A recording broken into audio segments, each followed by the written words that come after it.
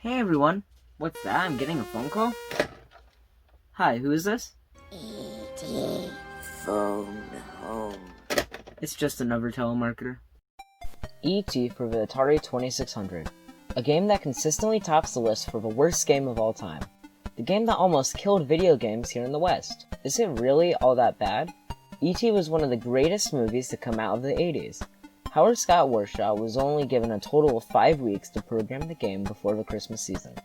Steven Spielberg was actually really fond of the game and thought it'd be a smash hit.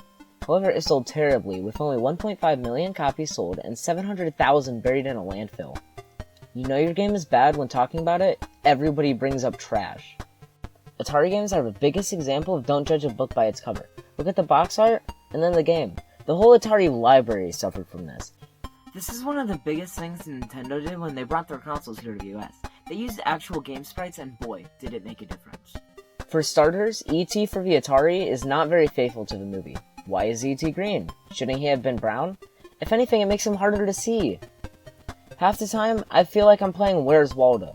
And why are there so many holes? These do nothing but make the game less enjoyable.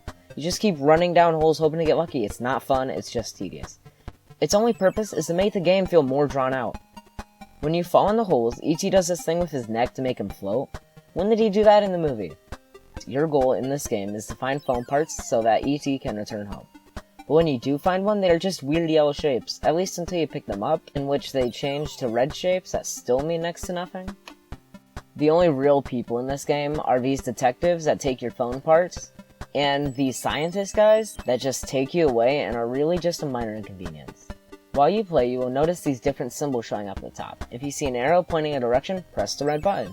You'll be taken to that screen. But you can't tell if there will be a hole or not, so 9 times out of 10, it's really not worth using. But if you see a question mark instead of an arrow, it will flash one of the holes showing you where a phone piece is. What you really want is to find the alien symbol. This is the calling space. It only exists on one space and it randomizes every time you play. To finally finish this game, you need to get all the phone pieces and find the calling space before you run out of stamina. After that, you have to hurry and run to the landing zone and wait to be picked up by a spaceship.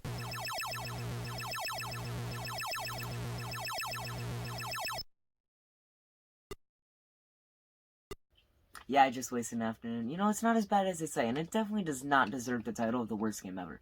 Every time you play, it's a different experience. Back in 1982, that was really innovative. Sure, it's not a great game, but it's an important part of gaming history. It's still worth giving a shot, even today.